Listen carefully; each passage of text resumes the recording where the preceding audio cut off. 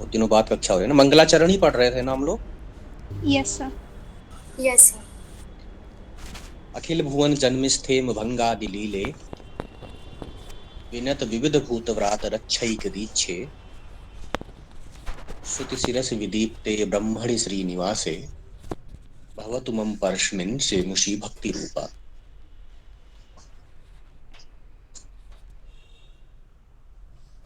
ब्रह्म जो कि संपूर्ण जगत की सृष्टि, स्थिति और लय, जिनकी लीला है, ऐसे ब्रह्म में मेरी भक्ति स्वरूपिणी बुद्धि हो, ऐसी रामानुज की नारायण से ब्रह्मण श्रीनिवास से, श्रीनिवास संज्ञक पर ब्रह्म, उनसे वो ऐसी प्रार्थना करते हैं। तो ब्रह्म के जो विशेषण बताए गए हैं, वह जो पर ब्रह्म है, जो कि सर्वोच्च सत्ता है, परम सत्ता है, उस ब्रह्म का विशेषण क्या है, वह ब्रह्म कैसा है, तो उसका स्वरूप बताते हुए रामानुज कहते हैं कि ब्रह्म जो है वह अखिल भुवन जन्मस्थेम भंगादि लीले। ब्रह्म का, नमस्ते सर। हाँ नमस्कार राजेश जी। प्रथम तो स्वरूप यह है कि ब्रह्म इस संसार की, जगत की सृष्टि करता है, उसका पालन करता है, और फिर प्रलय अवस्था में, संहार दशा में उन जीवों का अपने में लय कर लेता है। ठीक है। और आदिपद के द्वारा ब्रह्म के इन्हीं सृष्टि, स्थिति और प्रलय से संबंधित अन्य गुणों का, धर्मों का विवरण किया गया है, जिनमें नियमन करना मुख्य है। ईश्वर जो है ब्रह्म, वह समस्त प्राणियों के भीतर प्रवेश करके अंतर्यामी रूप से उनका नियमन करता है। जैसा भगवत गीता में कहा गया है, ईश्वरः सर्वभूतानां हृद्देशे अर्जुन तिष्ठति भ्रामयन् सर्वभूतानि यंत्रारूढ़ानि मायया। तो एक ही परम सत्ता समस्त प्राणियों में विद्यमान है, और वह उनको उनके कर्मों के अनुसार घुमाता रहता है। अब ये जो सृष्टि, स्थिति और प्रलय है, रामानुज कहते हैं कि अब ये होगा कि भाई लोक में जब हम इन कार्यों को देखते हैं, उत्पत्ति को देखते हैं, या पालन रूप कार्य को देखते हैं, या ध्वंस कार्य को देखते हैं, लय रूप कार्य को देखते हैं, तो वहां हम देखते हैं कि जो इन कार्यों का करता है, उसे जो है आयास करना पड़ता है, प्रयत्न करना पड़ता है, परिश्रम करना पड़ता है इन व्यापारों को करने के लिए। तो ये जिज्ञासा होती है कि इसी तरह से जो सृष्टि की स्थिति है, सृष्टि की सर्जना है, उसकी स्थिति है, उसका संहार है, क्या ईश्वर भी उसी प्रकार से आयास करता है? जिस तरह से लोक व्यवहार में जो सामान्य करता है, वह इन व्यापारों को, इन कार्यों को करते हुए आयास करता है, क्या वैसे ही ईश्वर भी है? तो रामानुज का कहना है कि नहीं, ये जो कुछ भी है ये ईश्वर की लीला है। अखिल भुवन जन्मस्थेम भंगादि लीले, ये सब ईश्वर के लिए क्रीड़ा के समान है, लीला के समान है।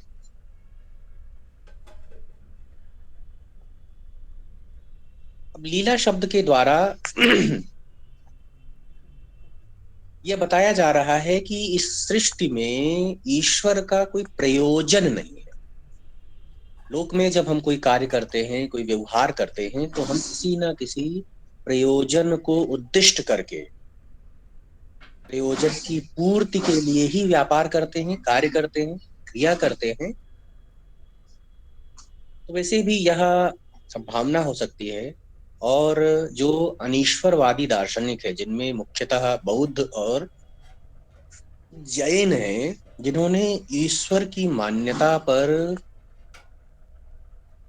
आक्षेप किए हैं, उनका ये बड़ा प्रश्न होता है कि यदि ईश्वरवादी दार्शनिक यह मानते हैं कि ईश्वर इस जगत का कर्ता है,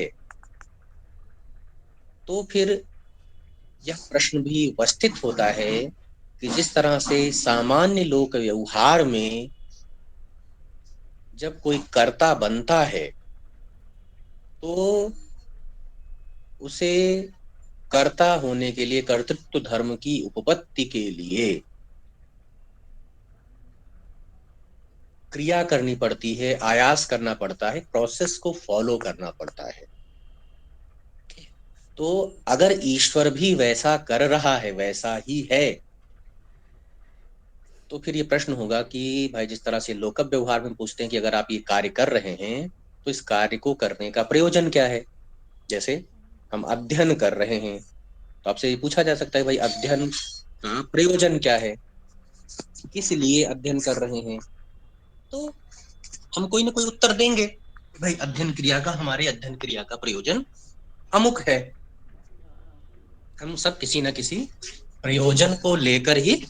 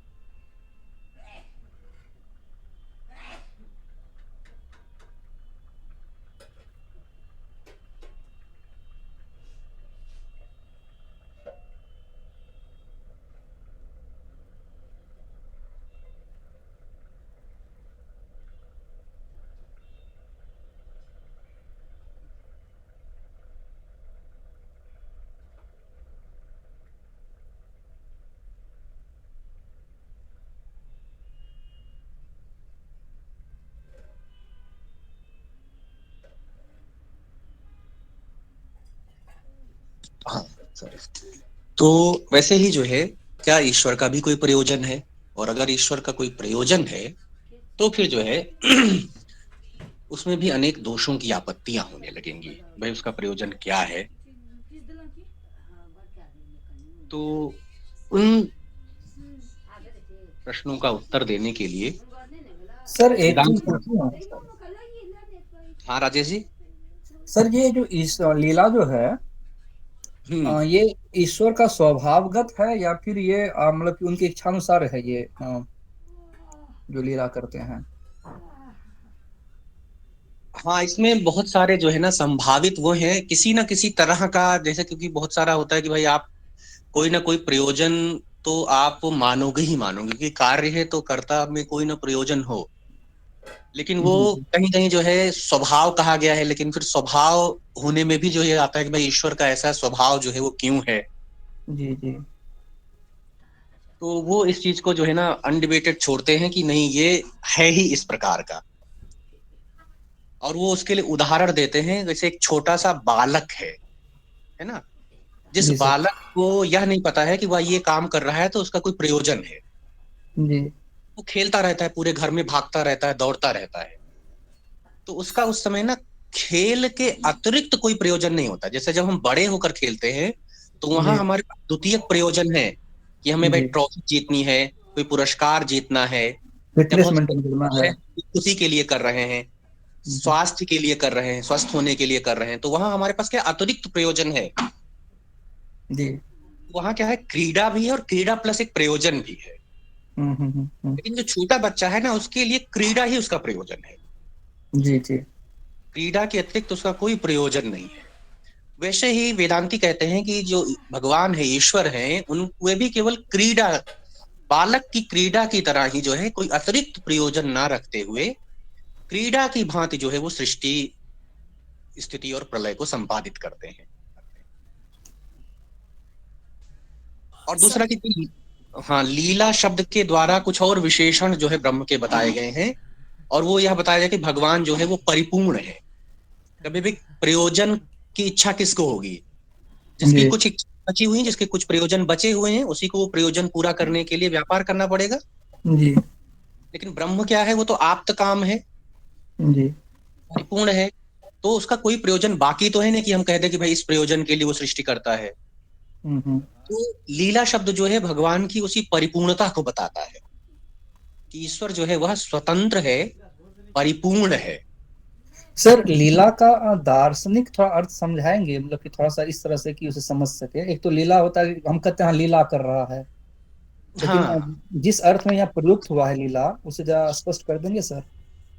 उसको वही मैंने मतलब क्रीड़ा से उसकी तुलना की, बालक की क्रीड़ा जो है वो लीला अच्छा। के समान तुल्य है। वैसी ही लीला है। मतलब शाब्दिक तो कोई जो है उसका दूसरा अर्थ हम पर्याय के रूप में लीला का अर्थ जो है वो क्रीड़ा से ही लेते हैं। और एक जो है सूत्र भी आएगा आगे, ब्रह्म सूत्र में एक सूत्र है जो इसके लिए किया जाता है, सृष्टि के लिए, लोकवत्तु लीला कैवल्यम। जी तो जैसे लोक में वो भी कहते हैं कि भाई हम इसका दूसरा जो एग्जाम्पल है वो लोक से देते हैं, और वो जी उसी जी बालक का उदाहरण देते हैं। या दूसरा वो देते हैं कि जैसे आयास की जब बात होती है कि क्या ईश्वर को आयास करना होता है, जी। तो कहते हैं कि जिस तरह से देखें कि आप श्वास ले रहे हैं, हम्म। तो क्या आपको कभी लगता है कि श्वास लेने में आयास करना पड़ रहा है? ये क्या है? नेचुरल है, हम्म। इटसेल्फ है। पलकों का जो है झुकना है, बंद होना है, हम्म। निर्निमेष। और तो इसमें जो है जिस तरह से हमें आयास की आवश्यकता नहीं होती है, हम्म। उसी तरह से ईश्वर के लिए भी वही ईश्वर की लीला है। इसी आयास रहितता को जो है वो लीला कहते हैं। अच्छा। सर हाँ प्रिया। सर जब हमने वो न्याय सिद्धांत मुक्तावली पढ़ी थी तो वहां भी एक पद आया था लीला तांडव पंडितः। तो जो लीला का अर्थ वहां लिया था वही वाला यहाँ ले रहे हैं ना, क्योंकि वहां भी लिया था हमने स्वेच्छाजन्य, मतलब शिव को हाँ कोई मेहनत नहीं करनी पड़ती है, अपने से ही हो जाता है बिना हाँ प्रयास। हाँ, मतलब उनके लिए जो है वो क्रीड़ा की भांति वही है कि हमें उन्हें आयास नहीं करना होता, जबकि लौकिक में कर्ता को क्या है ना, आयास करना होता है, हाँ यस। प्रिपरेशन करनी होती है। तो ईश्वर को जो है ये सब जो है श्रम नहीं करना है। हाँ तो तो सेम ही आयास अर्थ। राहित अर्थ जो है वही यहाँ पे लिया है। ठीक ठीक यस सर। जी थैंक यू सर। फिर जो है ब्रह्म के लिए दूसरा विशेषण देते हैं, विनत विविध भूत व्रात रक्षैक दीक्षे। इसका जो है हम वो करेंगे, विग्रह करेंगे। विनत विविध भूत व्रात रक्षैक दीक्षे, विनता नाम विविधा नाम भूता नाम यो व्रातः, सब विनित विनत विविध भूत व्रातः। लग रहा है सर आपके प्रकोष्ठ में भी लीला हो रहा है। लीला हाँ, हो ये रही है। इनकी माता की नहीं है तो इनकी लीला है।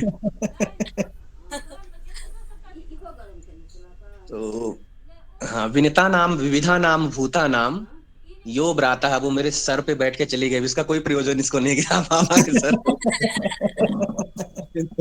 सो इनको क्यूट। कोई आयास भी नहीं करना पड़ा कि हाँ पूछना पड़ा कि पापा मेरे यहाँ सर पे बैठना ठीक है कि नहीं। अच्छा, इसमें अगर सर इस तरह से देखें कि पिता को अगर ईश्वर के स्थान पर देखें, तो इसमें भी एक आनंद की अनुभूति है ना। हाँ, और वेदांती ऐसा मानते भी है। रामानुज ने जैसे देखा कहा कहानी कि भाई जो अखिल भुवन जन्मस्थेम भंगादि लीले में उन्होंने बताया, जी तो वहां जो नियामकता बताई, तो जी जी उससे उनका अभिप्राय है कि ईश्वर जो है जब सृष्टि जगत का पालन करते हैं ना, तो कई रूपों से करते हैं। जी अंतर्यामी रूप से, अवतार के रूप से, जी लोकपाल जी के रूप में, राजा के रूप में, माता जी पिता जी। के रूप में। यानी माता हम्म पिता में भी जब माता पिता हमारा पालन कर रहे हैं ना, हम्म, तो वो ब्रह्म के लिए ब्रह्म जैसे हैं, जी वही ईश्वर। जी ऐसे जी ही ईश्वर जो है सभी प्राणियों का पालन करता है, जी तो ये भी जो है उनका स्वभाव है। जी जी तो ये तो जो कि जितने भी भक्ति वेदांती हैं, ये तो ईश्वर को पर्सनलाइज करते हैं ना, पर्सनिफिकेशन कर देते हैं कि बिल्कुल आप उससे ना अपने को जी जोड़ सको, कनेक्ट क्योंकि कर। भक्ति जी करवानी है। जी जी जी तो इसलिए जो है ना, माता पिता, गुरुजन, ये सभी जो है ना, वो सब ईश्वर है। जी जी जी तो विनत विविध भूत ब्रात रक्षैक दीक्षे, जो विविध प्रकार के प्राणी हैं, विनता नाम विविधा नाम भूता नाम, ईश्वर जो है उन सभी की रक्षा करता है।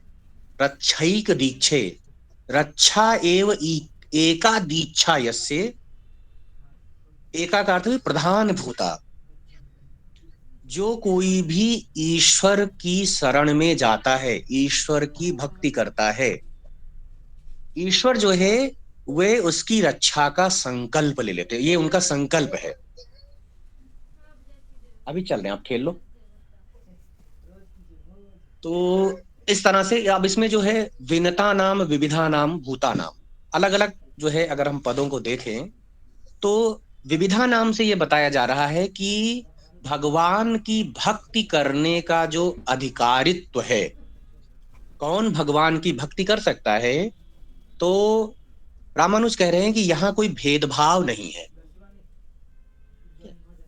भगवान की भक्ति करने का अधिकारित्व तो सबके पास है, विविधा नाम भूताना, किसी भी प्रकार का, चाहे वह मनुष्य हो, पशु हो, पक्षी हो, किसी भी प्रकार का जीव हो, देव भी हो, देवता भी हो,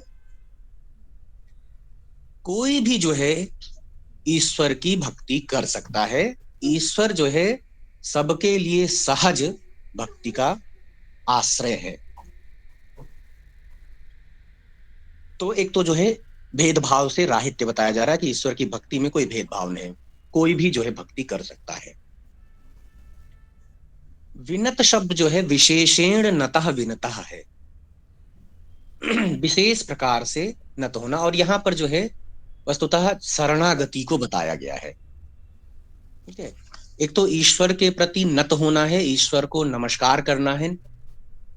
दूसरा जो उसमें वैशिष्ट जोड़ा जा रहा है, उस वैशिष्ट का आशय यह है कि जो भक्ति की पराकाष्ठा है वो क्या है, प्रपत्ति में जाती है।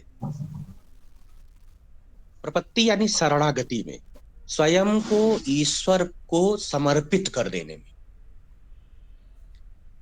तो जो कोई भी जीव स्वयं को ईश्वर के प्रति प्रपत्ति भाव में ले जाते हैं, ईश्वर के प्रति शरणागत हो जाते हैं, उन सभी को, उन सभी की रक्षा का संकल्प ईश्वर ने किया है।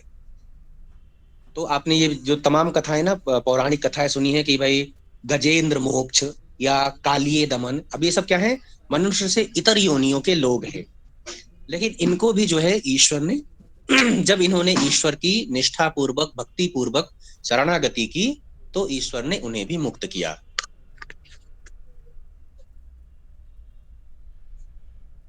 भूत शब्द जो है ये देखिए, इसकी जो है एक शास्त्रीय व्याख्या हमें विशिष्टाद्वैत परंपरा में प्राप्त होती है। ठीक है, एक तो भूत शब्द भवती, जो उत्पन्न होते हैं वे सभी भूत हैं, तो प्राणी मात्र से उसका आशय है।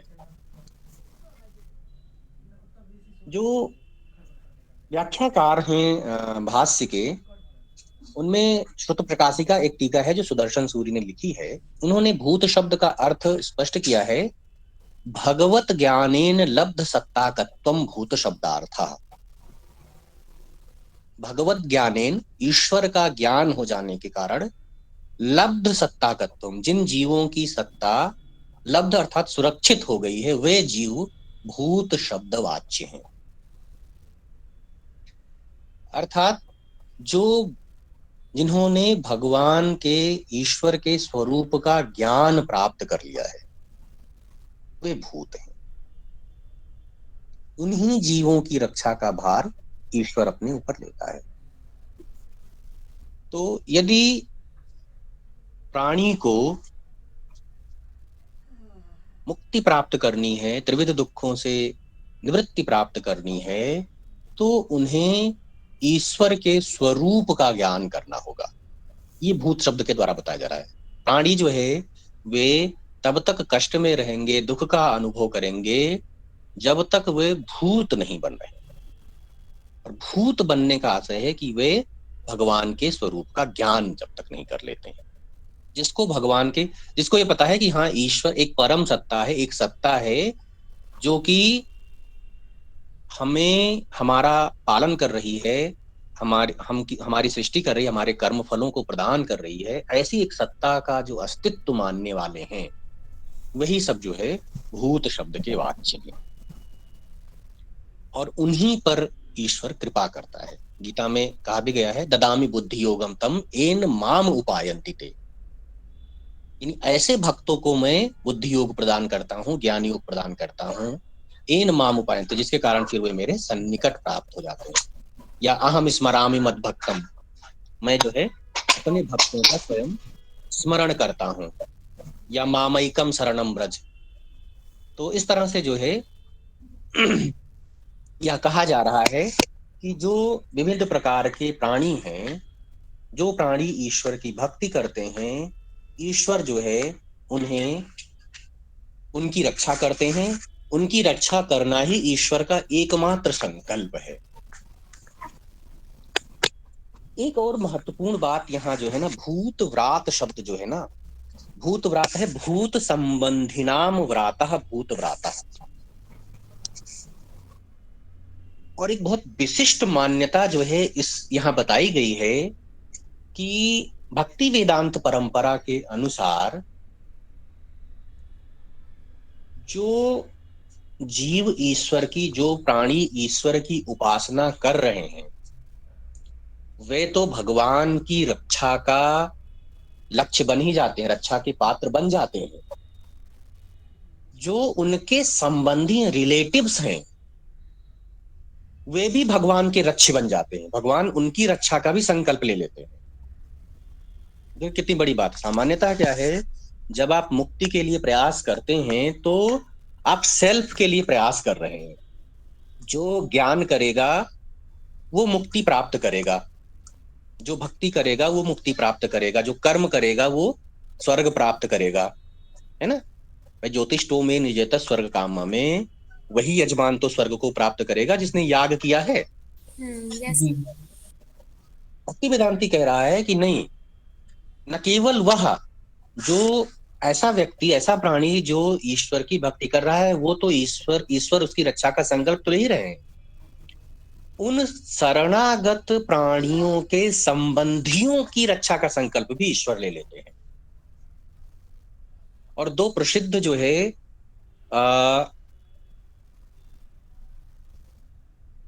वाक्य इस संदर्भ में वैष्णव परंपरा में कोट किए जाते हैं इस अर्थ की पुष्टि के लिए। एक है, आस्फोटयन्ति पितरः प्रणित्यन्ति पितामहाः वैष्णवो नः कुले जातः सा नः संतारयिष्यति। आस्फोटयन्ति पितरः प्रणित्यन्ति पितामहाः।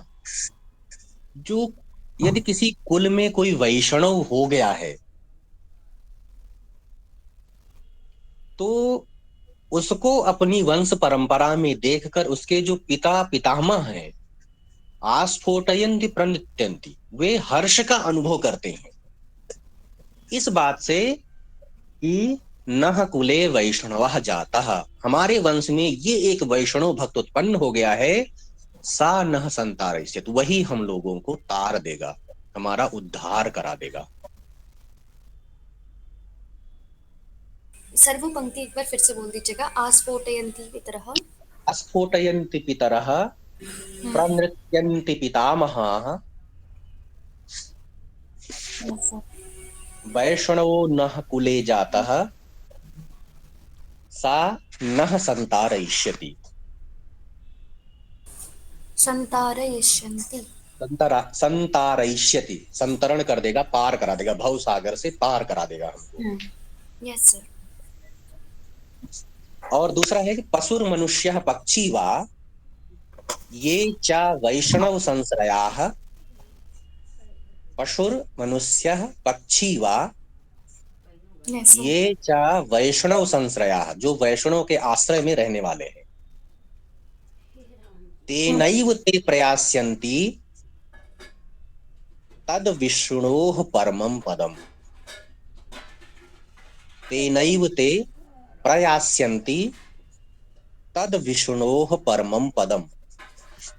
अब वैष्णव के आश्रय में रहने वाले जो पशु हैं, मनुष्य हैं या पक्षी हैं, वे वैष्णव के संबंध मात्र से विष्णु के परम पद को प्राप्त कर लेते हैं।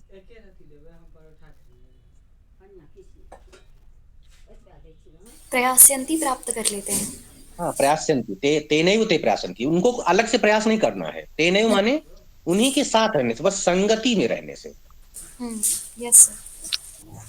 तो अब ये है कि भाई अब वे उनके कर्मों के फल का तो भोग नहीं करते हैं। इसका अभिप्रेत या तात्पर्यार्थ जो होगा यही होगा कि जब आप ऐसे सज्जन लोगों की संगति करते हैं तो आप में स्वयं ही उनकी संगति करते रहने से, अनवरत संगति करते रहने से ना स्वयं परिवर्तन आ जाएगा और आप स्वयं जो है ना उस पथ पर बढ़ जाओगे, है ना। यस सिंपली अगर आप बिमली सर के साथ रहोगे तो आप जाहिर है कि ना बहुत सारी चीजें सीखते रहोगे। करेक्ट। मैं सर को ऐसा समझाता हूँ कि ये सर आपके लिए लिखा गया है कि भाई आपके संबंध से रहने पर ना कि आप कुछ ना कुछ बताते रहोगे तो हमारा ज्ञानवर्धन ही होता रहेगा और हम जो है ना सोचते रहेंगे इस दिशा में। तो ये उसी तरह का है, ठीक है। तो बिने तो विविध भूत व्रात रक्षैक दीक्षे। रक्षैक दीक्षे में देखिए एक दीक्षे, एक शब्द जो है ना प्रधानता का वाचक है और दीक्षा शब्द का अर्थ है संकल्प। भगवान का यह जो है प्रधान संकल्प है, जो कोई भी जो है उसके आश्रय में आएगा, शरण में आएगा, तो वे उसकी रक्षा स्वयं की रक्षा से अधिक जो है उसको अभिप्रेत करेंगे, है ना। एक जो है कहा भी है, अप्यहम जीवितम जहियाम त्वाम वासीते सलक्ष्मणाम नहीं प्रतिज्ञाम संसृत्य ब्रह्मणो विशेषतः, है ना। राम कहते हैं जानकी से कि हे जानकी, मैं स्वयं के प्राण त्याग सकता हूं, तुम्हारा त्याग कर सकता हूं, लक्ष्मण का भी परित्याग कर सकता हूं, लेकिन ब्राह्मणों के सम्मुख की गई अपनी प्रतिज्ञा का परित्याग में नहीं कर सकता। तो इसी तरह से ईश्वर भी जो है ना उन्होंने जीव की रक्षा का व्रत ले रखा है, संकल्प ले रखा है। तो इस तरह से जो है ये जो पद है, ये जो पंक्ति है विनत विविध भूत व्रात रक्षित दीक्षे, इसमें वास्तव में देखा जाए तो जो ब्रह्मसूत्र है उसमें जो तीसरे और चौथे अध्याय हैं जिनको हम साधना अध्याय और फल अध्याय कहते हैं, इस तीन दोनों अध्यायों के विषयों का संक्षेपण किया गया है यहाँ। देखिए साधना अध्याय में क्या है, ब्रह्म किस प्रकार से प्राप्त होगा, ठीक है ना, उसके साधन बताए गए कि आप भक्ति करेंगे वैष्णव वेदांत के अनुसार, तो आपको जो है ना कैसे भक्ति करनी है, ईश्वर को प्राप्त करने का साधन क्या है, उसका निरूपण किया गया है। अब यहाँ देखिए उसी बात को कहा गया है, विनत विविध भूत व्रात। आपको क्या करना है, शरणागति करनी है, विनत होना है, यही साधन है आपके लिए। प्राणी को यदि दुखद त्रय से मुक्त होना है, मोक्ष को प्राप्त करना है, तो उसका साधन क्या है, विशिष्टाद्वैती के अनुसार भक्ति, शरणागति, प्रपत्ति। और फल क्या होगा, रक्षैक दीक्षे, रक्षा, जो चौथे अध्याय का विषय, फलाध्याय का विषय है। जब आप भक्ति करोगे तो उसका फल क्या मिलेगा, तो उसका संक्षेपण यहाँ किया गया कि फिर ईश्वर जो है वो आपकी रक्षा करेंगे। तो ईश्वर का जो मोक्ष प्रदत्त है ये उनका असाधारण धर्म है और वे शरणागत जीवों को मोक्ष प्रदान करते हैं, ये जो है इस विशेषण के द्वारा ज्ञापित किया गया है।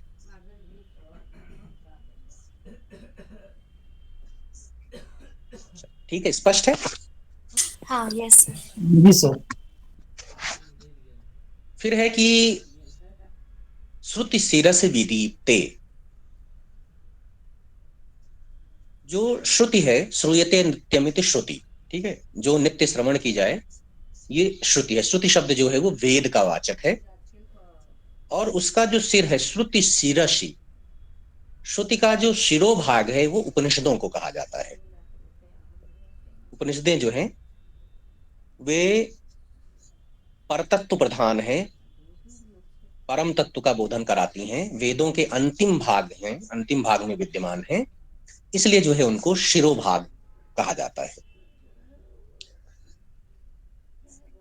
ये जो ईश्वर है, फिर ये होता है कि भाई इस जिस प्रकार के ब्रह्म को आप बता रहे हैं कि जो संपूर्ण जगत के सृष्टि स्थिति और प्रलय रूप लीला को करने वाले हैं और जो विभिन्न प्रकार के प्राणियों की रक्षा का संकल्प रखने वाले हैं, ऐसा जो ईश्वर है उसमें प्रमाण क्या है, ऐसी सत्ता में प्रमाण क्या है?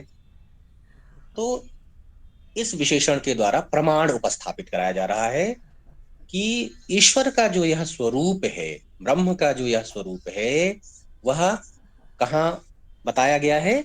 श्रुति शिरसि विदीप्ते। श्रुति के शिरोभाग अर्थात उपनिषदों में यह निरूपित किया गया है। तो ईश्वर में श्रुतियां ही विशेष रूप से प्रमाण है। विदीप्ते में भी देखिए वी विशेषण का प्रयोग किया गया। दीप्ते भी कहते तब भी यह अर्थ आता, दीप्त किया गया है, बताया गया है, प्रकाशित किया गया है, लेकिन विदीप्ते कहा। विदीप्ते में वी विशेषण के प्रयोग से यह अर्थ सूचित किया गया है कि भाई देखिए जो ईश्वर है ऐसा तो नहीं है कि केवल उपनिषदों में है।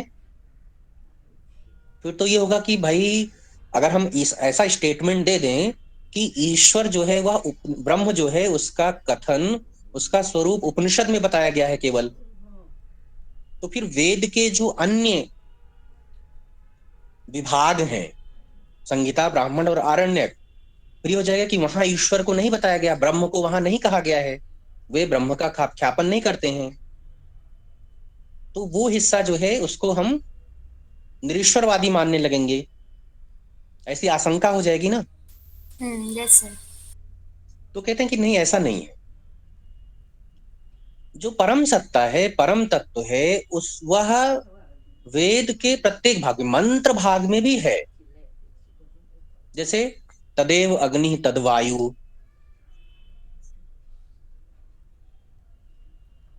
तो या एकम सब विप्राह बहुधा वदंती,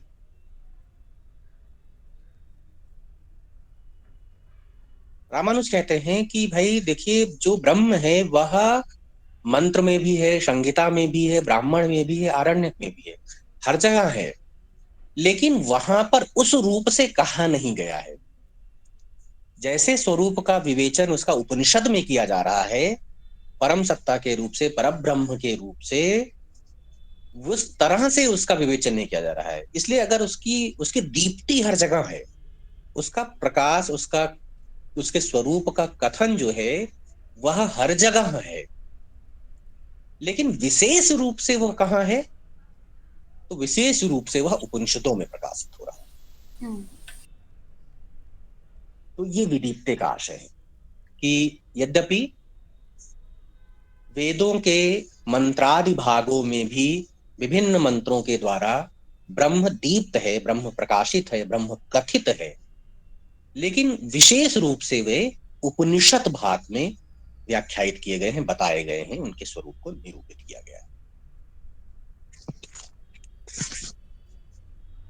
तो श्रुत शिरस विदीप्ते ब्रह्मणि श्रीनिवासे।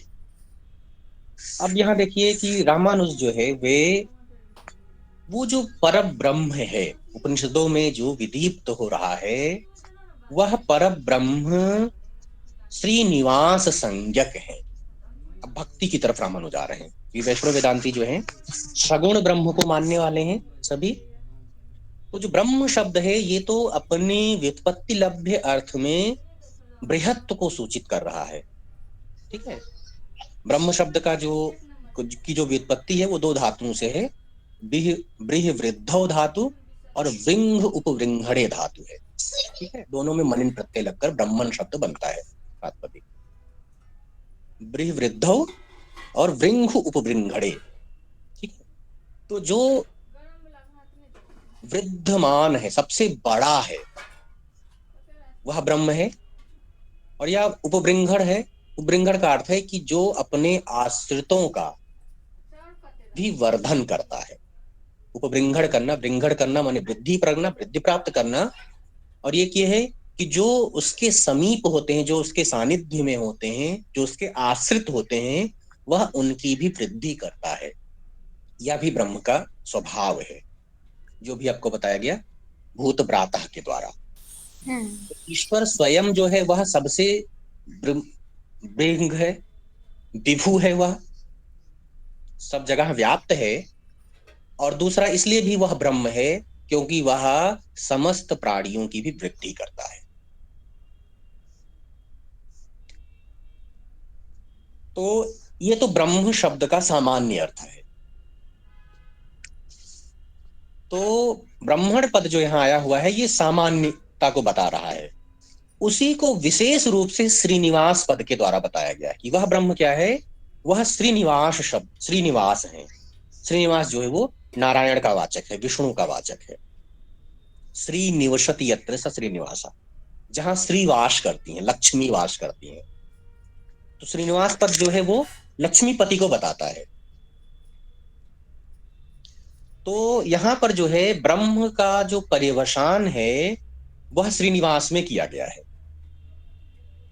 ब्रह्म सामान्य अर्थ का वाचक है, बृहत्ता को बताता है, विभुता को बताता है। वह परम सत्ता जो सबसे विभु है, सर्वव्यापक है, वही ब्रह्म है। और सगुण भक्ति के लिए उस ब्रह्म को विषय कैसे बनाया जाए, तो उन्होंने कहा कि वह ब्रह्म क्या है, श्रीनिवास है। जो विष्णु है वही वह ब्रह्म है जिनकी भक्ति आपको करनी है। तो यहां पर श्रीनिवास पद क्या है, वो व्यक्ति विशेष का वाचक है। ब्रह्म शब्द सामान्य का वाचक है, उसी को विशिष्ट करने के लिए श्रीनिवास पद का प्रयोग किया गया है। वे जो नारायण है वही परब्रह्म है, वही जो कि वेद वेद्य है, वेद के द्वारा जिनके स्वरूप का निरूपण किया गया है, उपनिषदों में जिनका स्वरूप बताया गया है, और वही संपूर्ण जगत के कारण है और मोक्ष प्रदान करने वाले हैं।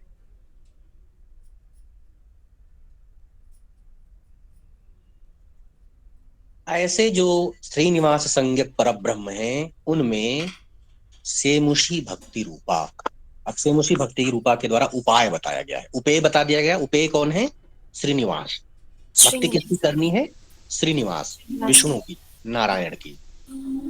उपाय क्या है, तो सेमुषी भक्ति रूपा। अब यहां भी देखिए दो शब्द हैं, सेमुषी और भक्ति। सेमुषी शब्द का अर्थ है बुद्धि,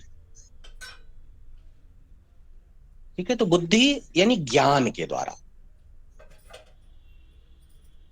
अब ये होगा कि भाई देखिए, इससे ये कहा जा रहा है कि भाई श्रीनिवास जो है उनकी प्राप्ति कैसे होगी, तो सेमुषी यानी ज्ञान के द्वारा। तो ये भी क्या हुआ, ज्ञान से मुक्ति मानने के पक्षधर हो गए।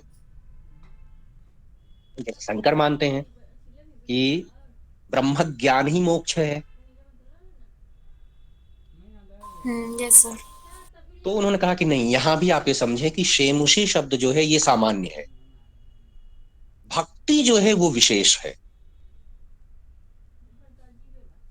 और भक्ति जो है उसका अर्थ उपासना है, ध्यान है।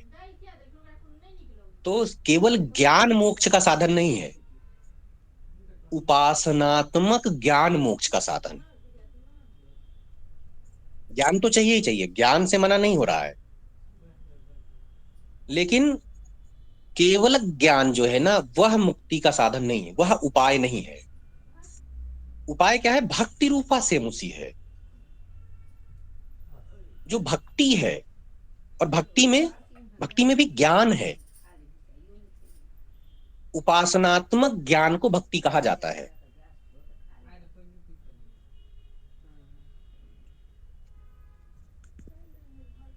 तो यहां पर जो है इस मत को या सेमुषी भक्ति रूपा इस पद के प्रयोग के द्वारा कई मतों का निराकरण कर दिया गया है।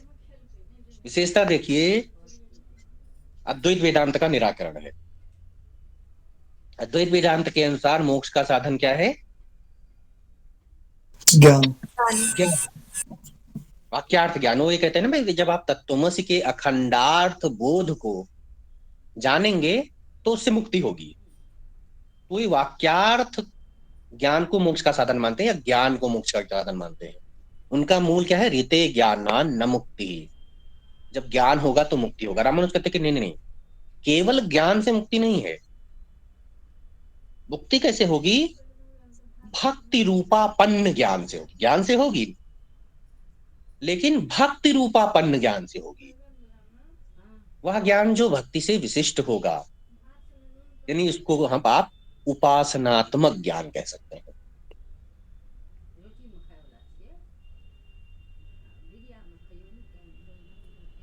जैसा कि भगवत गीता में ना, भक्त्या तु अनन्या लब्धा।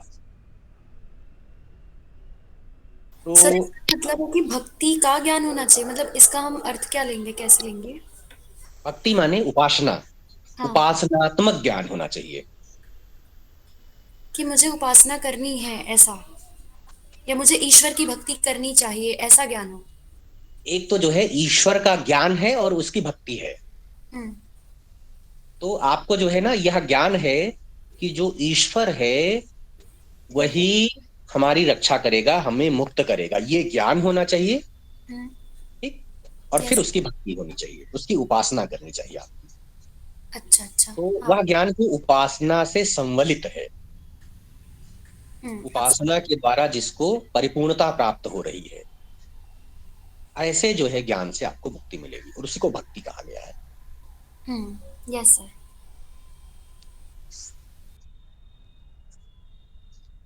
तो इस तरह से जो है आ, भक्ति रूपा ज्ञप्ति से वाक्यार्थ ज्ञान की व्यावृत्ति है। भवतु, जो क्रियापद है वो है भवतु, में भक्ति रूपा से मुषी पर ब्रह्मणि श्रीनिवासे भवतु, ये अन्वय था।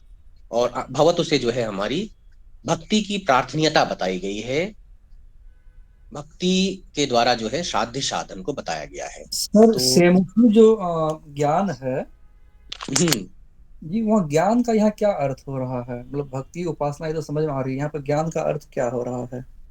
यही तो बताया ना, भक्ति रूपापन्न ज्ञान, तो भक्ति विशिष्ट। तो अगर आप केवल ईश्वर का ज्ञान कर लेंगे, ये केवल मान लें कि भाई ईश्वर है, एक परम सत्ता है, वह परम सत्ता जगत की सृष्टि स्थिति और प्रलय का निमित्त है, कारण है, जी वह विनित विविध भूत, ये तो ज्ञान हो गया है ना, जी आप ईश्वर का ज्ञान हो गया कि ईश्वर है, ईश्वर का जी ऐसा स्वरूप है। जी। लेकिन केवल इतने ज्ञान से मुक्ति नहीं होगी, अच्छा, उसकी भक्ति भी करनी पड़ेगी। उसकी भक्ति भी करनी पड़ेगी आपको। शंकर के यहाँ क्या है, ज्ञान से ही मुक्ति हो जाएगी। जी जी जी। रामानुज उसका निराकरण कर रहे हैं कि नहीं नहीं, केवल ज्ञान से मुक्ति नहीं, अगर वो, और आगे उस पर डिबेट भी चलेगी, जब हम धातु ब्रह्म जिज्ञासा पढ़ेंगे ना, तो हम्म लघु पक्ष में इस पर डिबेट भी होगी हम्म कि हम्म भाई ये तो बड़ा सरल हो जाएगा कि अगर आप कहते हैं कि भाई ज्ञान से मुक्ति है, तो हम्म। हमें आपको बता दे तत्वमसि, ज्ञान तो हो गया, तत् माने ये, अच्छा। तुम माने ये, असि माने ये। जैसे हम्म। आप किसी को कहते हैं रामः विद्यालयम गच्छति, तो उसको ज्ञान जी हो गया, राम विद्यालय जा रहा है, अर्थबोध जी हो गया, अर्थ ज्ञान हो गया। जी वैसे ही आपके जो श्रुति वाक्य हैं उनको उसने सुना, तो उसको जी ज्ञान हो गया, ज्ञान तो उसी क्षण हो गया, लेकिन जी तो जी मुक्त हो जी जाना चाहिए था फिर। जी लेकिन मुक्ति तो देखी नहीं जाती है। जी तो वो उसका निराकरण करते हैं कि नहीं, केवल ज्ञान से मुक्ति नहीं हो सकती है। अगर वाक्यार्थ ज्ञान से ही मुक्ति हो जाए, तो जी वाक्य के अर्थ को जानने वाला प्रत्येक व्यक्ति मुक्त हो जाएगा, फिर तो जी साधना की आवश्यकता ही नहीं है, जी बड़ा आसान हो जाएगा, सब लोग मुक्त हो जाएंगे, इससे सरल फिर क्या रह जाएगा। जी जी जी। तो वहां शंकर का भी अपना पक्ष है, फिर वो बताते हैं कि भाई अविद्याजन्य संस्कार होते हैं जिससे कि वो ज्ञान जो है जब तक हम्म निधिध्यासन के लेवल तक नहीं पहुंचता। तो रामानुज उसमें अपना पक्ष करते हैं कि भाई केवल ज्ञान से मुक्ति नहीं होती है, मुक्ति जी के लिए क्या है, भक्ति भी जरूरी है। तो ये जो ईश्वर है, ब्रह्म तत्व है, उसका जो ज्ञान है, जब आप उसकी भक्ति करते हैं, उस जी ज्ञान को जब आप भक्ति विशिष्ट करते हैं, अपनी भक्ति के द्वारा जब उस ज्ञान को आप एक तरह से अनुभूत कर रहे हैं, मान लीजिए ईश्वर के साथ अपना तादात्म्य करते हैं, हम्म। तब जो है वह ज्ञान आपकी मुक्ति का साधन बनता है। जी जी जैसे आगे उसके लिए बहुत सारे उसको व्याख्यात भी करेंगे, भक्ति को जो है वो लेवल भी उसके लिए जाएंगे कि पहले ध्यान होता है, ठीक है, फिर जी उसमें ध्रुवानुस्मृति की एक स्थिति आती है, पहले धारावद विच्छिन्न प्रवाह होता है, फिर एक जी प्रपत्ति की स्थिति आती है। तो जैसे विभिन्न प्रकार के अधिकारी के लिए आपने वेदांत में पढ़ा था ना कि भैया, अन्य शास्त्रों में भी है कि अधिकारी जी भेद से उपाय का भेद बताया जाता है, जी कौन सा अधिकारी किसका अनुसरण कर पाएगा, इस तरह से भी उसको उपाय बताया जाता है। जैसे आप योग में देखें, जी योग में जो समाधि है, उस समाधि के लिए कई रास्ते बताए गए हैं। जी 3 रास्ते बताए गए हैं। जी जो असंप्रज्ञात समाधि है, जो कि कैवल्य है, उसके लिए 3 रास्ते हैं वहां, जी। है ना। ये बच्चे जो योग पढ़ चुके हैं, बताओ।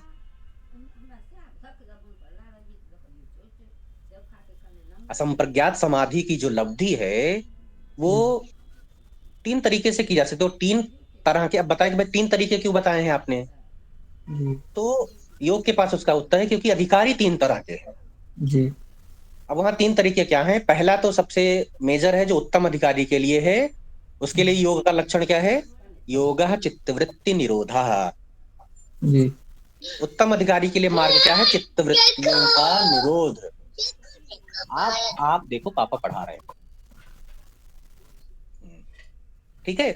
चित्तवृत्ति जी निरोध, लेकिन ये लंबा रास्ता है, क्योंकि इसके लिए पतंजलि खुद ही लिखते हैं, सतु दीर्घ काल नैरंतर्य सत्कार आसेवित दृढ़ भूमि। जी तो सभी लोग जो है वो चित्तवृत्तियों का निरोध नहीं कर पाते हैं। तो एक सिंपल जी रास्ता उसका हुआ। तो जी उन्होंने क्या बताया कि फिर आपको क्या है? ईश्वर प्रणिधानाद्वा,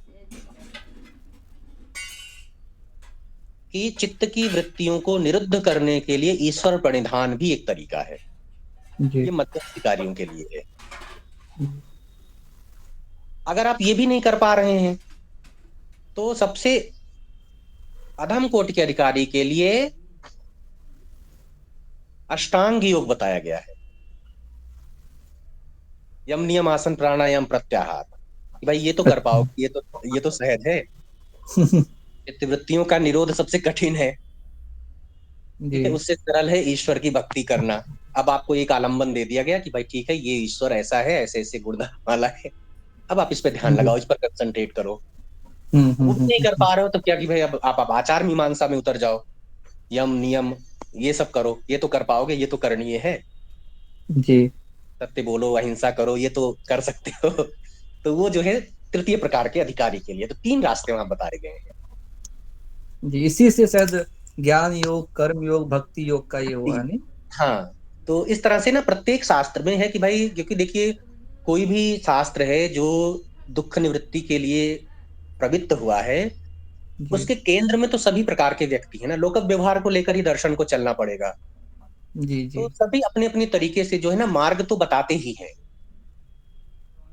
जी तो वैसे ही जो है रामानुज के यहाँ भी है कि भाई देखिए, भक्ति जो है वो आपका मार्ग है, और भक्ति भी जो है वहां भी ज्ञान है। लेकिन वो केवल ज्ञान नहीं है, वाक्यार्थ ज्ञान नहीं, जैसा अद्वैत वेदांती मानते हैं या जैसा भास्कर मानते हैं ज्ञान कर्म जी समुच्चय, वो समुच्चय भी हमारे यहाँ नहीं है। ठीक है? हम जो है ना भक्ति को मोक्ष का साधन मानते हैं, और भक्ति क्या है? उपासनात्मक ज्ञान है। जी तो ऐसा जो ईश्वर ब्रह्म है, वैसे ब्रह्म में मेरी भक्ति हो, मेरा भक्ति जो है वो ऐसे परब्रह्म में निरंतर रहे, ऐसी जो है ईश्वर के द्वारा, रामानुज के द्वारा प्रार्थना की जा रही है।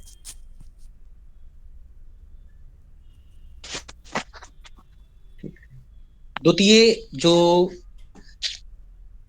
मंगलाचरण है, पाराशर्य वचः सुधाम उपनिषद दुग्धाभिमध्युद्धृताम संसाराग्नि विदीपन व्यपग प्राणात्म संजीवनीम पूर्वाचार्य सुरक्षिताम बहुमति व्याघात दूर स्थिताम आनीताम तु निजाक्षरैः सुमनसो भौमाः पिबन्तु अन्वहम्। ठीक है। तो इस मंगलाचरण में जो है भाष्यकार अपने इस ग्रंथ की जो श्री भाष्य है उसकी प्रामाणिकता बता रहे हैं। मेरा जो ये व्याख्यान है ब्रह्म सूत्रों का, यह प्रामाणिक व्याख्यान है। पाराशर्य वचः सुधाम दुग्धाब्धि उपनिषद दुग्धाब्धि मध्योद्धृताम। पाराशर्य वचः सुधाम, जो पराशर है, पाराशर्य हैं भगवान वेदव्यास हैं, जिन्होंने ब्रह्म सूत्र की रचना की है। जी उनकी जो वचः सुधा है, अमृत रूपी जो वाणी है, ब्रह्मसूत्र के लिए कहा जा रहा है कि भाई भाष्य तुम्हें ब्रह्मसूत्र पर लिख रहा हूं, तो पहले जी ब्रह्मसूत्र बताया जा रहा है कि ब्रह्मसूत्र का कर्तृत्व किसका है? तो पाराशर्य वचः सुधाम, हम्म, पाराशर्य अर्थात व्यास, पराशर के पुत्र, ठीक है। तो रामानुज जो है वो व्यास को ब्रह्मसूत्र का कर्ता मानते हैं। जी उनकी जो वचः सुधा है, वचः सुधा में उपमित व्याघ्रादि सूत्र से समास है। सुधा अमृत रूपी वाणी, और वो भी जो है दुग्ध, उपनिषद दुग्धाब्धि मध्योद्धृताम, वह ब्रह्मसूत्र भी स्वयं क्या है, उपनिषद रूपी दुग्धाब्धि, दुग्ध का जो समुद्र है उसको मथ कर निकाला गया है। ये कहा जाता है कि उपनिषदें जो हैं वो, ब्रह्मसूत्र क्या है, उपनिषदों का सूत्रमय सारांश है। जी जी उपनिषद के ही सिद्धांतों को सूत्र रूप से बादरायण ने या व्यास ने जो है वो प्रस्तुत किया है। तो उसी को कहा जा रहा है उपनिषद दुग्धाब्धि मध्योद्धृताम। अब्धि यानी समुद्र, अब्धि के द्वारा यह अर्थ सूचित किया गया है जैसे सागर जो है वो अनंत होता है, उसी तरह से उपनिषदें भी अनंत हैं। जिन उपनिषदों की समालोचना करके इस ब्रह्म सूत्र की रचना की गई है, वे उपनिषदें भी अनंत हैं, अनेक उपनिषदें हैं। तो ऐसे उपनिषद रूपी दुग्ध का मंथन करके मध्योद्धृता, उद्धृत किया गया। तो जैसे समुद्र मंथन हुआ था, तो समुद्र मंथन करके अमृत निकला था, सुधा निकली थी। तो जिस तरह से वह सुधा अनुपमेय है, उसी तरह से ब्रह्म सूत्र अर्थ रूपी जो सुधा है, वह भी ज्ञान स्वरूप अनंत उपनिषद रूपी सागर के मंथन से निकली है।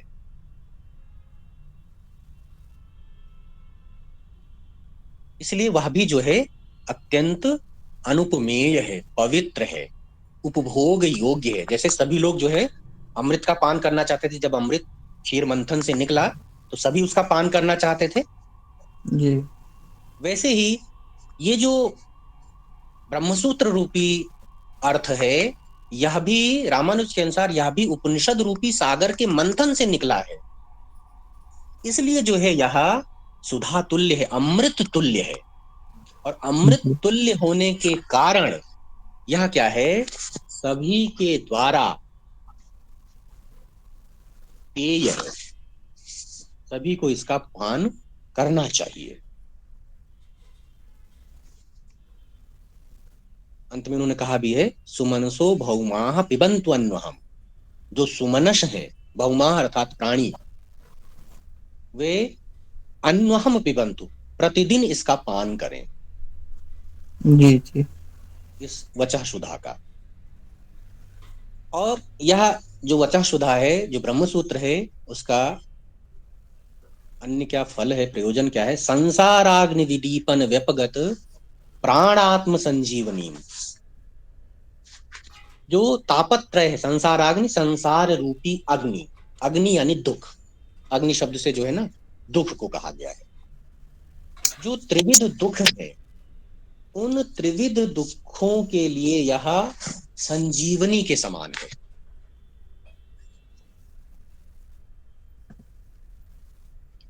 संसाराग्नि विदीपन व्यपगत, संसार रूपी अग्नि से दुखों के कारण व्यपगत प्राणात्म, जिनकी जिनके प्राण जो है वह निकल चुके हैं, अपगत माने बाहर जा चुके हैं, समाप्त हो चुके हैं, ऐसे प्राणियों के लिए आत्म संजीवनी, ये जो है संजीवनी के समान है। यहाँ पर जो है अभी जो कहा गया है प्राणात्म व्यगत, भाई जिसके प्राण निकल चुके हैं उसके लिए तो जो है फिर कोई भी संजीवनी नहीं हो सकती है। तो प्राणात्म व्यपगत से बताया गया है कि जो त्रिविध ताप हैं, उन त्रिविध तापों के कारण जो दुखानुभव प्राणियों को हो रहा है, संसाराग्नि जो विदीप्त कर रही है, उसके कारण ऐसा लगता है कि वे प्राणहीन हो चुके हैं। प्राण विद्यमान है, प्राण जो है अभी मारे, शरीर मृत नहीं हुआ है, लेकिन प्राण बने रहते हुए भी वे क्या हैं, ऐसा लगता है मानो संसाराग्नि विदीपत, तापत्रय से वे इतना पीड़ित हैं कि उन्हें जो है यह बोध भी नहीं है। तो यहाँ पर प्राण तत्व के द्वारा जो है ना वो परमात्मा को कहा जा रहा है। सभी प्राणियों के भीतर परम तत्व है, परमात्मा है, किंतु हम क्या हैं, दुखों से इतना अधिक आप्लावित हो चुके हैं कि परमात्मा का स्वरूप भूल चुके हैं। परमात्मा क्या है, प्राणस्य प्राणम कहा गया है केन उपनिषद में उसको। परमात्मा जो है वो प्राण स्वरूप है, प्राण का भी प्राण है, लेकिन हमें क्या है, परमात्मा का बोध नहीं, परमात्मा का ज्ञान नहीं है। तो इससे ऐसा लगता है कि व्यपगत हमारे प्राण मानो निकल चुके हैं। वी और अब दोनों ही उपसर्ग लगाया, गम धातु से ता प्रत्यय है, व्यपगत। उसका अर्थ है परमात्मा जो है वह संसारी जीवों के ज्ञान का या दर्शन का या प्राप्ति का विषय नहीं रह गया है। इसलिए संसारी जीव क्या है, वो मृत प्राय हो गए, मृत तो नहीं हुए, मृत प्राय हो गए हैं। यानी वे परमात्मा के श्रवण मनन के योग्य नहीं है। प्राणी जो है उनका ज्ञान नहीं कर रहा है। ईश्वर विद्यमान है, ईश्वरा सर्वभूतानां हृदयेषु तिष्ठति, लेकिन हमें बोध नहीं, क्योंकि हम संसार में लगे हैं। हमारा जितना भी व्यवहार है, हमारी जो इंद्रियां हैं, वे सभी क्या है, संसार में लगी हुई हैं। इसलिए जो है हम परमात्मा को होते हुए भी जान नहीं पा रहे हैं। यही है प्राणात्म व्यपगति।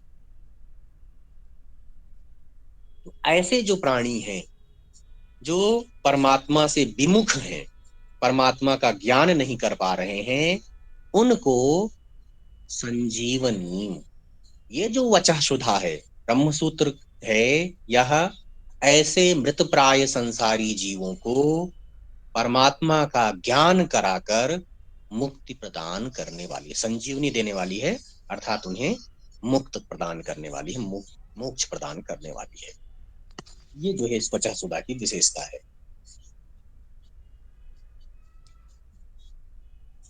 पूर्वाचार्य सुरक्षिताम। अब देखिए रामानुज जो है वे अपने पूर्ववर्ती आचार्यों के प्रति विनम्रता का ज्ञापन करते हुए कि भाई देखिए ये जो व्याख्यान में प्रस्तुत करने जा रहा हूं, ऐसा नहीं कि मैं ही पहली बार कर रहा हूं, मुझसे पहले भी जो इस परंपरा के आचार्य हैं, पूर्वाचार्य हैं, वे इसका व्याख्यान कर चुके हैं। सुरक्षिताम, इस ब्रह्म सूत्र अर्थ रूपी अमृत की सुरक्षा जो है उन्होंने की है।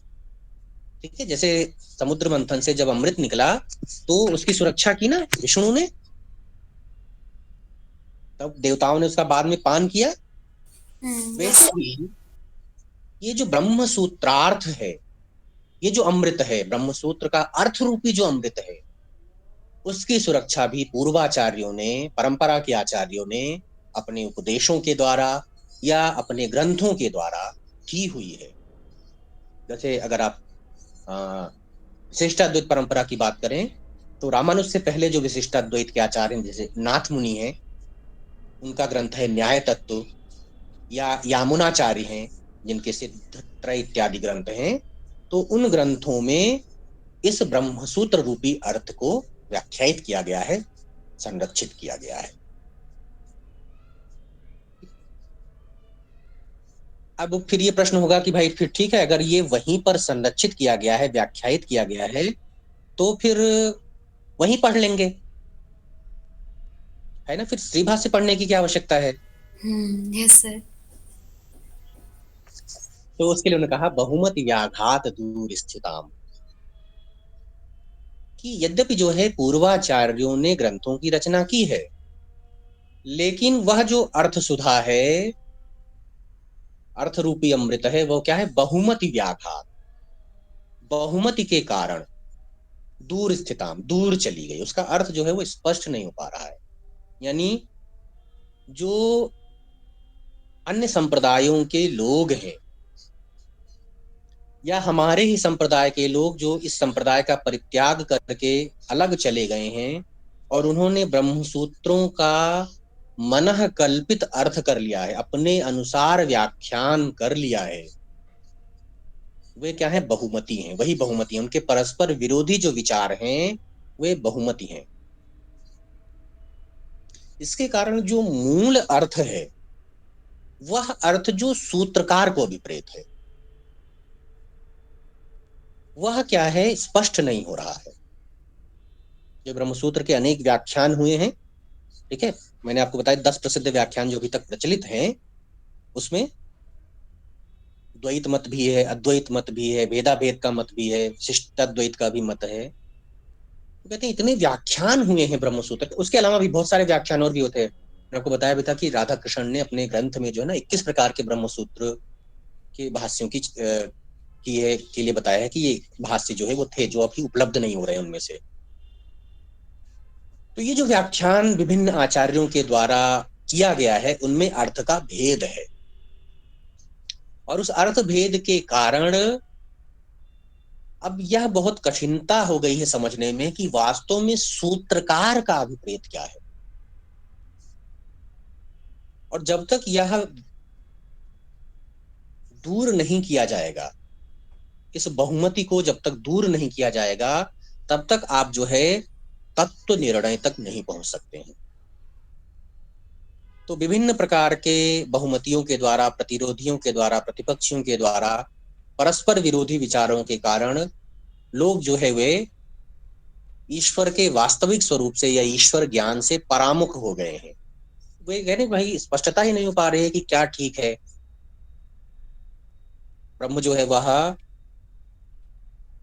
जिन श्रुति वाक्यों के द्वारा व्याख्यायित किया गया है, तो उनमें से कौन सा अभिप्रेत है? अद्वैत ठीक है, विशिष्टाद्वैत ठीक है, द्वैत ठीक है, द्वैताद्वैत ठीक है, शुद्धाद्वैत ठीक है, क्या ठीक है?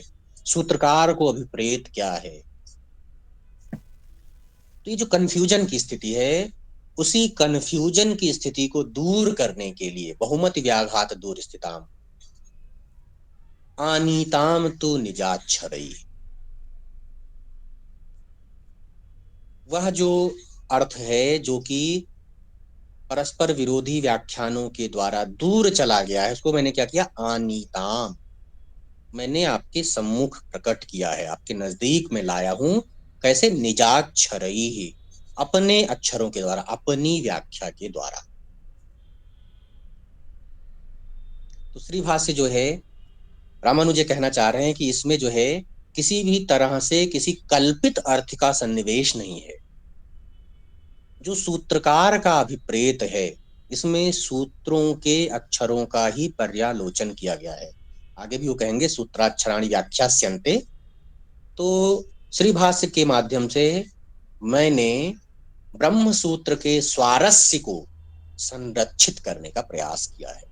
जो सूत्रकार का अभिप्रेत अर्थ है मैं वो बताऊंगा आपको, ये मेरे ग्रंथ की विशेषता होगी।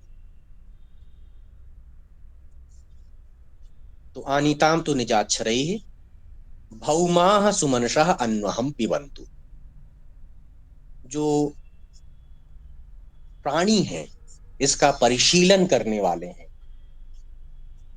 वे जो है सुमनसाः, किसके लिए, किसको जो है यह विवेक हो पाएगा? तो उन्होंने कहा भाई सुमनस जो है, शोभना मनो यस्य सा। और वो शोभनता क्या है, मन की शोभनता क्या है? तो वही जो आपने ना विवेक जिसको पढ़ा है ना, नित्यानित्य वस्तु विवेक, ऐसा जो विवेक संपन्न साधक है कि इस संसार में सार तत्व क्या है, असार तत्व क्या है, या जिस पर अभी सुबह हम ना पंडित शब्द पर चर्चा कर रहे थे, ठीक है, जो सदसद विवेक है, उस सदसद विवेक को धारित करने वाले, उसको जानने वाले जो साधक हैं, वही जो है सुमन शब्द के वाच्य हैं। और उन्हीं को भूदेव कहा गया है, भौमाह कहा गया है, भूमि संबंधी ना भूदेवाह। और उनसे ये कहा जा रहा है कि आप जो है अन्वहम पिबंतु, आप जो है ये श्रीभाष्य रूपी जो ब्रह्म सूत्रार्थ है, ये जो अमृत है, उसका प्रतिदिन पान करें। अब यहाँ भी दो अर्थ निहित है, अन्वहम पिबंतु से ना दो अभिप्राय है। एक तो ये है कि यह जो अर्थ है यह अत्यंत आस्वाद्य है। जैसे सुधा है, अमृत है, वही अमृत जो है वो सुस्वादु होता है, अत्यंत, इसलिए जो है रोज उसका पान करने की इच्छा होगी आपको। जैसे आपको जो मिष्ठान अच्छा लगता है, तो आप, हमारी इच्छा रहती है ना कि रोज मिलता रहे, रोज एक एक मिले, खाएं। Yes sir. तो वैसे ही जो है रामानुज कहते हैं कि यह भी जो है ना ब्रह्म सूत्रार्थ जो है ये उपनिषद रूपी सागर को मत कर निकाला गया, सुधा तुल्य है, इसलिए जो है यह प्रतिदिन आस्वाद्य है।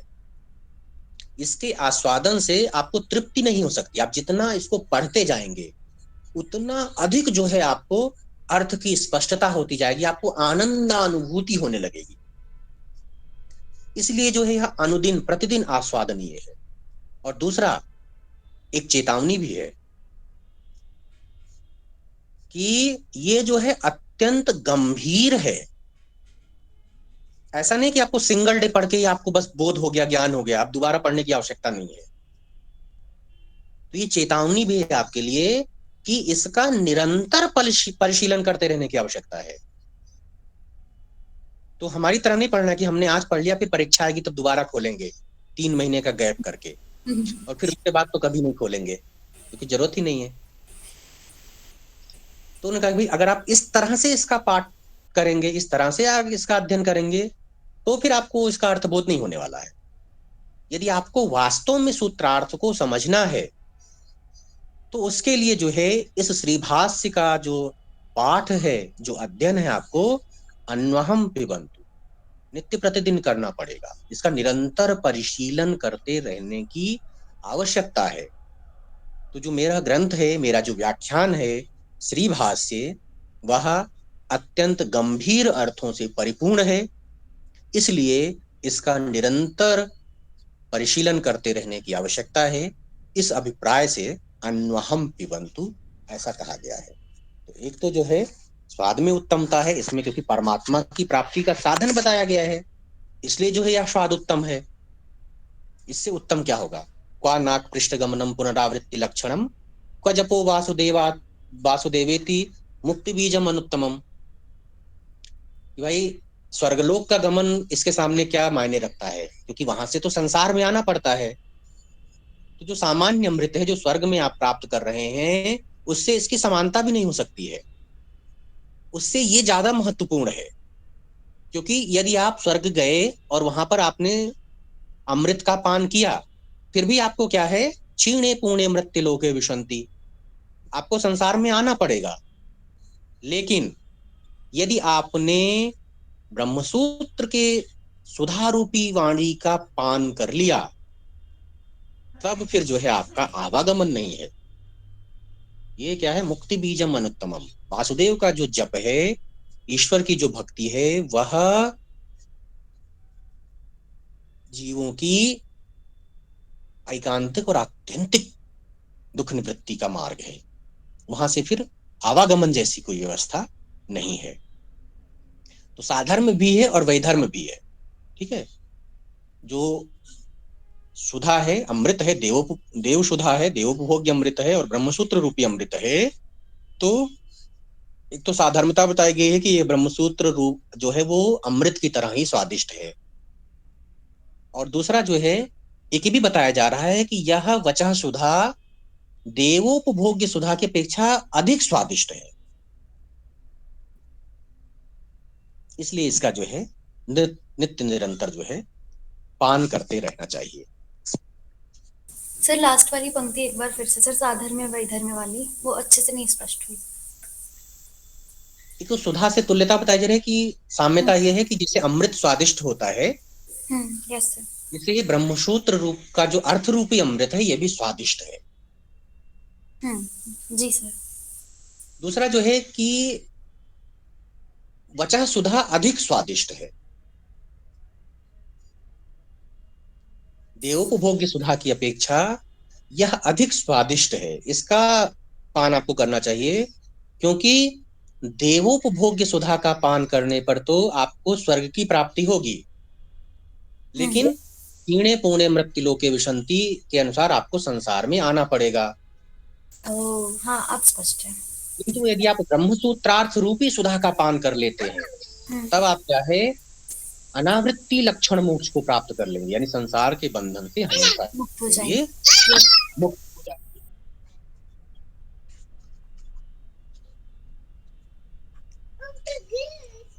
तो इस तरह से जो है इन दोनों मंगल श्लोकों के द्वारा रामानुज जो है वे आगे जो प्रतिपाद्य विषय है, एक तरह से उन्होंने ब्रह्मसूत्र के जो अध्याय हैं उन सभी अध्याय के अर्थ का यहाँ पर संक्षेपण कर दिया है।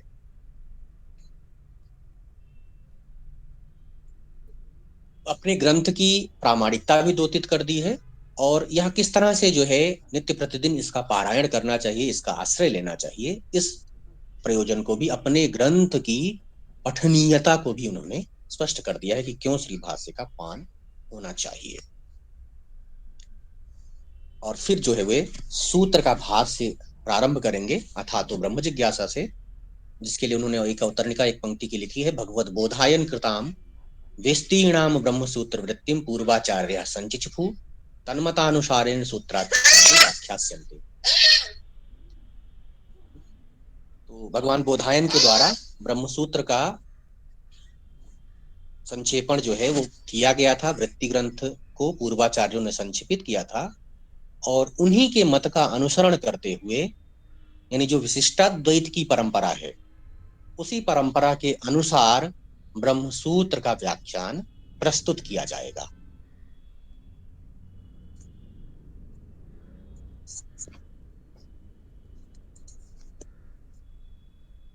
तो भूमिका जो है ये हो गई है। अब अथा तो ब्रह्म जिज्ञासा ये सूत्र है, सूत्र का अर्थ है, इसका फिर अगली कक्षा से पाठ करेंगे। जी ठीक है।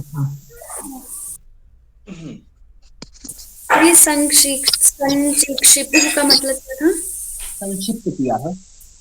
अच्छा ठीक सर। जी नमस्ते सर।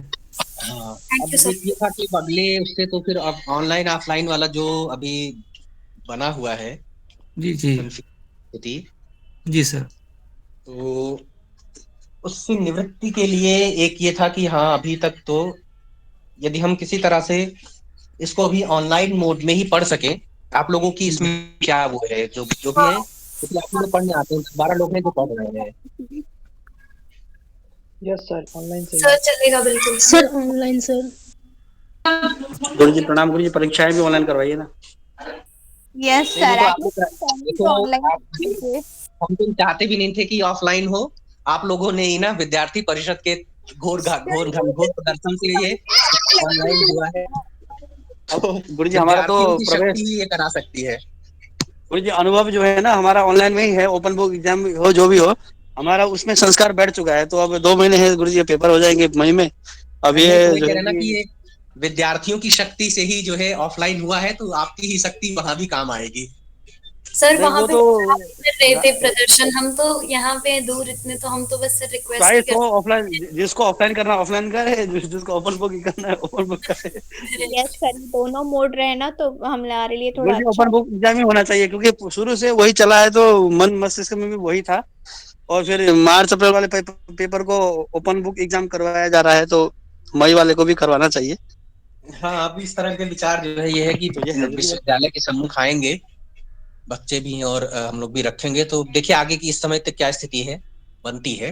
जी जी जी जी। हाँ, तो हो सकता है कि भाई सारे परिवर्तन अगले सेमेस्टर से हो, इस सेमेस्टर में वैसा का वैसा अगले चलने दिया सेमेस्टर जाए। नेक्स्ट सेशन से वो हो पाएगा, क्योंकि अभी तो हमारा लास्ट वाला है। तो अब जो बच्चे बाहर है सर, उनको आना पड़ेगा, 2-3 महीने के लिए रूम लेना पड़ेगा। बहुत सारे वो हैं, वो भी तो एक समस्या है जो दिल्ली में नहीं है। तो हम क्लासेस को लेकर ये कर लेते हैं कि अगर दिन विशेष की नहीं, तो जिस दिन वो कक्षाएं हैं शाम को अगर आप 1 घंटा समय निकाल सकें। हाँ जी सर, शाम को हो जाएगा, शाम को और हो जाएगा सर, चलेगा है ना। बहुत ज्यादा भी ना हो, 7 से 8। हाँ एकदम गुरु जी, ठीक है सर, बेस्ट है। चलेगा। है ना राजेश जी, आपको कोई समस्या तो नहीं है? नहीं सर। और इस तरह से ये कि आप भी जुड़े रह पाएंगे। जी जी जी। हाँ ये अच्छा है सर, ये हमारा थोड़ा वो कवच जैसे हैं। जिन प्रश्नों को आप नहीं पूछ पाते उनको राजेश जी पूछ लेते हैं। हाँ तो शंका है यही आपकी चीज सर हम नहीं दिख यही पाते चीज वो सर मिल जाता है यहाँ से। यही चीज सर विमली सर से भी कहना पड़ेगा कि अगर उनको वहां लेना पड़ रहा है तो शाम में। हाँ, सर से भी ये निवेदन करें कि उस तरह से जो है ना एक करके जी सर में सायंकालीन में और अच्छे से मन लगेगा पढ़ने में।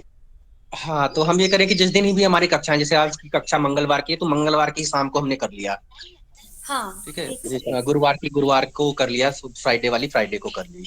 एक एक हाँ घंटा भी हम कर लेंगे उसी तरह से, तो जो है जी ऑफलाइन ऑफलाइन जो भी होगा देखेंगे, वहां जो बच्चे आएंगे कर लेंगे। बाकी आप लोग जो भी नहीं भी हो पा रहे हैं तो कम से जी कम इस सेमेस्टर तक में जो है ना आपको किसी तरह का नुकसान ना हो। Sir thank you so much. जी सर। थैंक ये यू। जो जितने थैंक बच्चे यू लोग हैं, सर। प्रिया अंजलि शिवानी जो भी हैं, आप सभी से ये है कि एक ना इंटरनेशनल फोरम है जो बेस्ट टीचर होता है उनके लिए रिकमेंडेशन के लिए, तो अवधेश सर का नाम वहाँ रिकमेंड कीजिएगा कि ग्लोबल बेस्ट टीचर का वहाँ पे। ये जो है वो ये सारे विशेषण जो है ना ये सबसे व्यर्थ है। आप लोग जो है ना संतुष्ट हो, यही मेरे लिए सबसे बड़ा पुरस्कार है। नहीं नहीं, इन लोग को जो आप प्रयास करना चाहिए। एक वहाँ पर मैं मेल क्रिएट करूंगा, आप लोग सिग्नेचर कैंपेन चलाइएगा सर के लिए। नहीं, नहीं, नहीं, अरे नहीं, ऐसा करने की कोई जी आवश्यकता नहीं है। बस आप लोगों की तुष्टि ही जो है ना मेरा परितोष है। जी जी, हम लोग बहुत जो तुष्ट भी हैं सर, हाँ, धन्यवाद जो भी बहुत बहुत। सर हम थैंक कम यू। से कम ना पार्टिसिपेट कर रहे हैं, बस यही जो है इसलिए हमारा ये कि भाई किसी भी तरह का वो ना हो। जो ऑफलाइन आएगा उसको हम देखेंगे क्या व्यवस्था बनती है। जो अभी जुड़े हुए हैं ना थोड़ा, क्योंकि जो सीरियस वे पढ़ रहा है, मैंने बताया ना कि इसमें ना दर्शन ग्रुप को ना 76 लोगों ने ऑप्ट किया हुआ है, लेकिन 10-12 इनमें से हैं जो पढ़ रहे हैं। बाकी सर 70 जो 60-65 उनको मुक्ति भी तो मिल गई होगी ना। नहीं तो उनको मुक्ति से मैंने ना जो पिछली बार इंटरनल लिया इनका मुक्तावली का ना, तो उनको पता चला है कि फिर हाँ कैसे होता है। बहुत बुरी लगी थी। मुक्तावली की मैंने इनकी इंटरनल की परीक्षा ली थी राजेश जी, तो मुझे लगता है प्रिया सबसे ज्यादा तुम्हारे ही थे ना।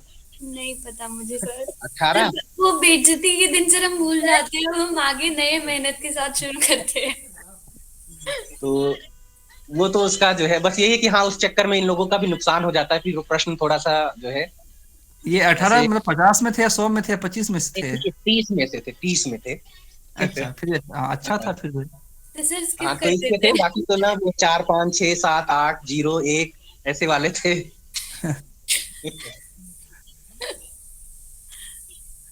तो इस पे हम तय कर लेते हैं कि हम अपनी जो है ना एक शाम को 7 से 8 बजे जिस दिन कक्षा होगी उस दिन जी हम जी जी ऑनलाइन मोड में जो है ना कर लेंगे जी अपना। जी ऑफलाइन जो आएगा वो ठीक है, वहां आएगा वो अपना उसको हम अटेंड करेंगे, जो भी जी दो जी चार बच्चे आएंगे। और बाकी जी भी जो है ना जो नहीं कर पा रहे हैं जी तो कम से कम इस सेमेस्टर तक ये कोर्स जो है उनको इस तरह से कम विषय पढ़ा दिया जाएगा। यस जी सर, जी जी, thank you very much sir. Thank you. Thank you sir. ठीक है, सब लोग जो है ना स्वस्थ रहें, प्रसन्न रहें। जी thank you sir. Yes sir thank you sir. नमस्ते सर। नमस्ते सर।